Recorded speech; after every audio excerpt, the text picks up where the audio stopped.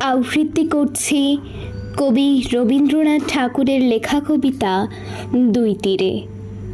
আমি ভালোবাসি আমার নদীর বালুচর, শরৎকালে যে নির্জনে চকাচকির ঘর, যেথায় ফুটে কাশ তটের চারিপাশ, শীতের দিনে বিদেশি সব হাসির বসবাস। কচ্ছপেরা ধীরে রৌদ্র পোহায় তীরে, দু একখানি জেলের ডিঙি সন্ধে বেলায় ঘিরে। তুমি ভালোবাসো তোমার ওই ওপারের বন, যেথায় গাথা ঘন ছায়া পাতার আচ্ছাদন, যেথায় বাঁকা গলি নদীতে যায় চলি, দুই ধারে তার বেণুবনের শাখায় কলাকলি।